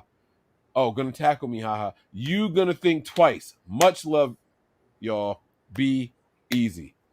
Bleed Red and Gold, thank you so much for the super chat. I like it. Gladiator and Warrior are the adjectives that this person is choosing to use instead of dog. I like it, man. You're gonna tackle me? Yeah, right. I got something else for you. I like that, man. Even on the offensive side of the ball, we bring in the pain, right? Mm-hmm. And then Sean Shepard chimes back in here. He says, did you know that Jimmy Ward is a great leader? Sean didn't. Yo. I can't see me when I'm laughing. He says, do you think we re-sign Ward or draft someone like him to play next to him? Ward is smart. No, in coverage. Go ahead, Wayne. Go ahead. You're having a lot of fun with this. Break it down for us, bro. Sean, so I love Sean, right? So we just sat here and talked about, and Sean been watching this shit too. He's been watching the show. We just sat here and said that we don't like to use the word leader, right? And so he comes out, first statement, which is really a question. Did you know that Jimmy Ward is a great leader? And we do, Sean. We were just trying to not use that word. I feel like that word is a cop-out when we talking about certain players. But anyway, do you think we resign Ward? I mean, Ward made it clear he was going to test free agent market. But, hey, man, things happen and change throughout the regular season, man. So we'll see what happens. I think they'll make him an offer. But this is going to be his last contract. And if Ward has that pro type of a season, he going to need to get paid. And he might walk away like we watched Laken Tomlinson and DJ Jones. He might be on that boat out of San Francisco. I personally would love for Ward to return as a 49er and retire as a 49er, being the longest tenured 49er. Why not finish your career out here, Ward? Get that Super Bowl ring. We win a Super Bowl, I think he'll stay. Yeah, I agree. I agree with you. I like it. All right, let's continue the dog exercise. Just 5 dogs. Sponsored by the Nitty Gritty Niners gang over here, okay? 5 dogs, bro. 5 dogs. You ready? Rapid fire. Trent Williams, George Kittle, Fred Warner, Jimmy Ward, and I feel like I got to give a nod to somebody else on the offense, so I'm going to go Deebo Samuel. Okay. Top 5. What's up? That's top dope. 5 dead or alive, and that's just off 1 LP. Hey, like legit, like I know you don't want to hear this, but this roster has a lot of dogs. Where other rosters might not. I know Mike better yell at you like he just yelled at me. I'm being dead serious. Like this, I know. This is the way they built this roster. They want those, tight. They want that type of player wired that way, and that's it. I mean, it's facts. Like you could sit here, you probably could name all 15 guys that we can consider as a dog type of player, a dog mentality. I got a better question for y'all when Tony finishes. What about the first game? What about the first game? Which his name came back? Greenlaw. He just literally picked that guy up and duplexed him. He's playing like a man on fire. Like that is a dog mentality. Got a penalty for it too. Kittle. But it's got Trent Williams. Like, nobody talking about Brandon Ayuk, but I guarantee you that boy about to be a different type of dog. Yeah, like Jawan Jennings up there too. Yeah, that Tony mentions him. I'm telling you now, do not sleep on this TDP kid. Don't. Yeah, he's gonna be an initiator. He's gonna run people over. I'm telling you, he's got that mentality. And that's the way John Lynch and Kyle likes their players. Like they like that mentality. What you showing the bow? Here we go. Let me All ask right, you this Wayne, question before you read these contributions, because I'm going to bed after this, right? I got one last question. If we eliminate the word dog, then what do we call Kyle Shanahan's house when he sends people there? So it's called a dog house. Outhouse. You're not going to send people to a shit hole, bro. That's what it's the same meaning. If you go into the outhouse, you in the A dog. dog house and a outhouse is two different meanings. No, it's not. Were they in Kyle's good graces or his bad graces? That's not but dogs go into dog houses and humans go into outhouses. You in deep shit. All right, bro. If that's where you're going with this, all right. I'm House of Whatever. Corrections. I'm using the word House of Corrections. That's Pterodome. That's what I thought too, bro. But if Mike said it's not, so this is Mike's show. I'm gonna let that junk ride. From the in-house to the outhouse. Don't tell me y'all never heard that expression before. There's a reason that expression exists. I'm just gonna call it detention. Y'all older than me. You can't say detention house. You said if you can't say dog house, then what house do they go to? That was your question. House? Yeah, I hear you. We'll discuss it later on my show. All right, fine. Breezy, before you go, man, take these 2 super chats here. Run with them real quick, bro. What you got for us, bro? They crazy. Cali Boy 58. Thank you for the contribution. He says Warner equals a sniper with how he's been picking passes in camp. You know, Warner always picks passes in camp. The quarterback least expects it. I wouldn't be surprised if he led the team in interceptions this year. Ooh, that's a nice. Why don't you make that a bold prediction, bro? How many interceptions will Warner get this year if he's going to lead the team in interceptions? Fred Warner don't get half the interceptions in the regular season that he doesn't, bro. He's playing run, and it's just totally different, yo. When you know what they're going to do in practice, it's a little bit easier. He's got that high IQ and the speed to account for it when you know to play. Damn, real football. 8 interceptions. Can you imagine Fred Warner with 8 interceptions, bro? That's all pro. That's all pro. I mean, he was already all pro, but he might be like he was an all pro last season, but that's all pro again. Yeah. Like, you know what I'm saying? Tony, what do you think? Is it possible Fred Warner can turn these practice picks into real game picks, Tony?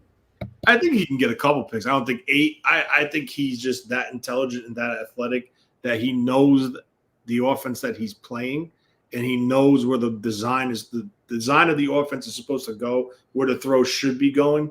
And I think he's cheating a little bit, in my opinion. But he can, and I'm gonna tell you why, Tony, because the defensive line is better.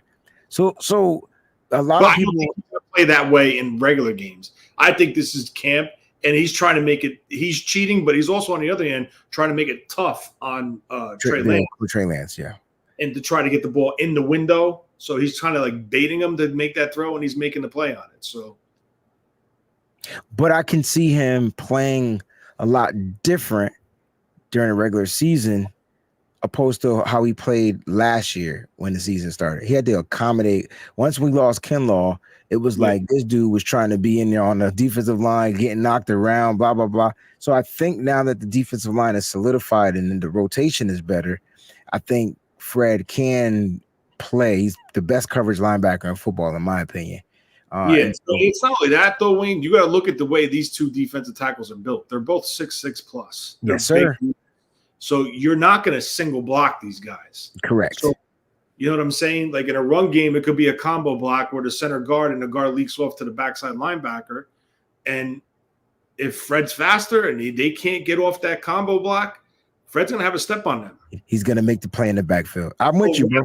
Blocking like a 6'1", 320-pound guy, you're blocking a 6'6", 315-pound guy who's got tree trunks for legs and branches for arms. So it's not going to be as easy. They're 2 big physical dudes in the middle. Respect.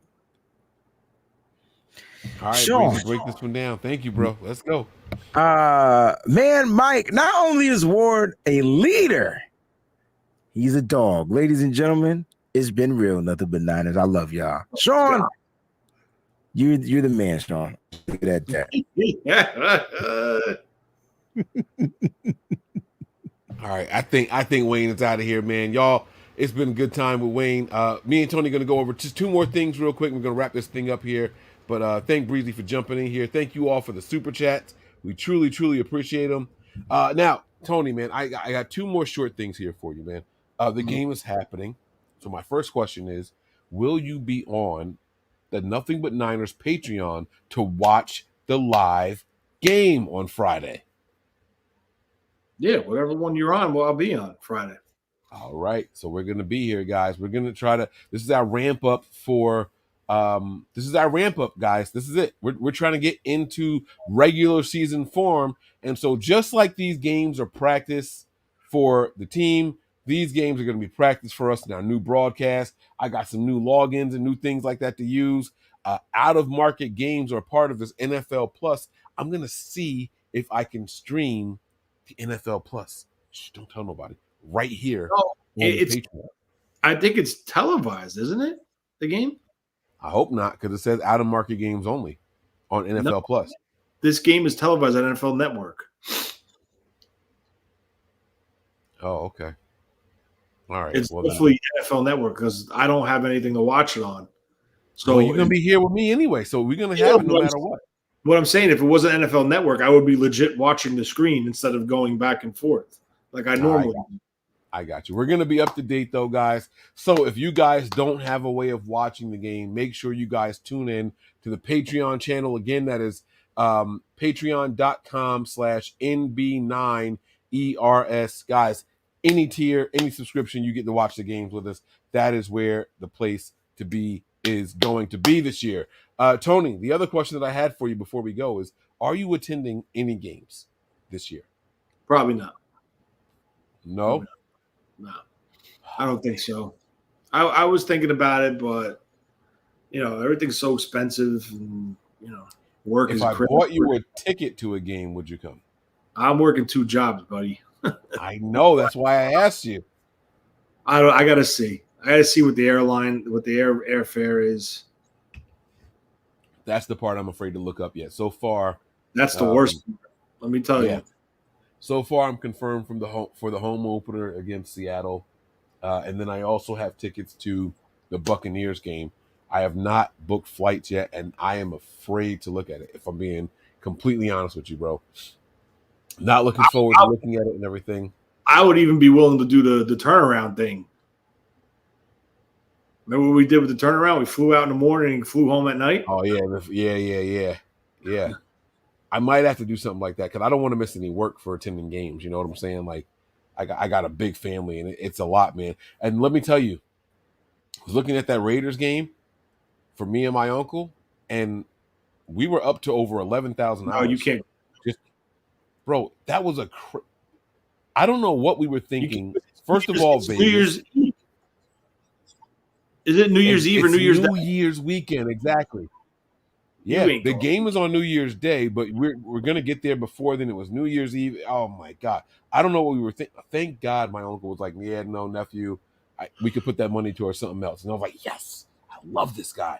I freaking love this guy. But listen, I want to see that stadium, all bullshit aside, but I refuse to too. Yeah, but we're not playing the Raiders for another 4 years, bro. Well, I'll go to a game just to go to a game there. But I think the next time we play them, we're at home. You would go see anybody? Yeah, I want to see that stadium.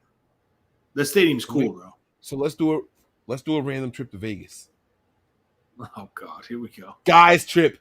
Oh, let's go. Guys trip to Vegas. All right, I gotta be quiet because my wife can hear. Yeah, I'll throw the mattress out the window at the Caesar's Palace, right? Then I'll know to find you on the roof. Tony, man, final thoughts. We got the game coming up on Friday, guys. We're gonna have 2 more episodes for you on Patreon before the game. We're going to be live during the game on Patreon as well. And we're also going to have another episode. Let me see. Today's Tuesday. We got Thursday and then the game on Friday. So you're going to have 2 more episodes here before the game and 2 Patreon episodes before the game. Plus the third one being the actual Patreon episode live game experience. So you guys have at least 5 more episodes leading up to the 49ers game and during the 49ers game coming from us here at Nothing But Niners. Man, I hope you guys enjoyed the content. But Tony, any final thoughts for this evening, man? The floor is yours. I just can't wait for Friday. I want to see this team on the field. I want to see the red and gold running around. The last couple of years I've been excited in preseason, thinking they're going to come out and drive the ball up and down the field. we have to lower our expectations in the preseason. I think it's going to be a 10-6 game, if that. I mean, it's going to be very low score. It's going to be very basic. Again, competition. You just want to see them compete. You want to see them stay competitive. You don't want to see them quit and give up. And you just want to see them play well as a team. Another thing I forgot to mention earlier is it just popped in my head. I'm going to be watching the special teams, see how they look, see if they're running down harder, see if there's any new schemes in their return game, even though it'll probably be basic. But I want to see if there's any slight changes that I can catch with the special teams. I mean, the kick, the field goal is the field goal. It's the same three guys. But, I want to see what they do in kickoffs, and I want to see what they do in the return game as well as the punt return game if there's any creativity.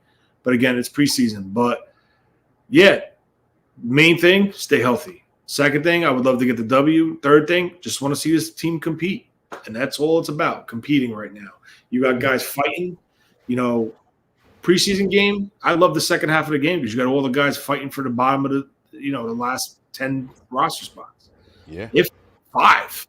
But, yeah, that's all I want to look for, and I can't wait. In every preseason game, it's a very, very good opportunity to evaluate your special teams unit. This is something that I can't believe we didn't mention during the show. Tony touched on it there, but he's absolutely right. The offense isn't scheming, so there's probably going to be a lot of punting for both teams. You're going to get to really evaluate your punt coverage unit, your punt return unit, and then when they do score touchdowns, with muffs, blown coverages and things like that, you're going to get to see your kickoff team and your return team. You're going to really get to evaluate those gunners. Man, oh man, I can't wait. I want to see it. I want to see it because the 49ers special teams was the weakest unit. This entire preseason, that will be the unit that probably spends the most time on the field. It's going to be a lot of fun. There's no negative to the preseason this year. And I, for one, am looking forward to it. So my final thoughts are this, guys. We got to be patient, all right? We are just, I was going to say 72 hours. We're probably about 68 hours away from kickoff for the 2022 season for the San Francisco 49ers. And I can't wait to be here for you guys, all right? Mike will be here. Tony will be here. Nick will be here. We think, maybe, I don't know. But Breezy will be here as well. We will be chiming in and out. We have something very, very special coming this year. I'm going to give you guys a secret right now. Normally, after the games, Nothing But Niners waits until the post-game presses are over, and then we do a special show, our overreaction show. That's going to continue this year. But this year, as soon as the game is over, you can catch us here from Nothing But Niners on with Wayne Breezy, like a simulcast, like what you guys saw tonight. Tonight, our show was also on with the Wayne Breezy show. All right? Same time, right? At the very end of the show, all you got to do is click here and you'll see them both. All right? And then we'll start our overreaction show when the presses are over. It's good. We have a lot of things in the works this year, guys, so make sure you guys are locked in. Follow the Wayne Breezy channel. Follow Nothing But Niners. Join the Patreon, and I promise you, you won't regret it. The giveaways are on deck. I'm going to be giving away tickets this year to games. Oh, my God. It's going to be so much fun. Make sure you guys are there only on patreon.com/MB9ERS. All right? Love you guys. We'll see you guys soon. We're about to get out of here. You ready, Tony? You. All right. Prepare for glory. Anticipate pain. But always remain faithful.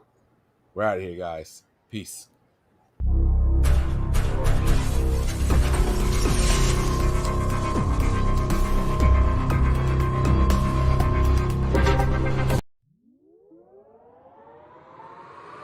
We all gas, no brakes, pumped up, no fakes. We spinning, we winning, we high stakes. We never miss, we all makes. Look at us dudes trying to prove, bringing you news with nothing to lose. Mike, Nick, Tony, Wayne, Method Man, we bring the pain. Hey, see, I'ma confess it. We under the pressure. If you looking to find us, them nothing but Niners. Nothing but Niners. We nothing but Niners. nothing.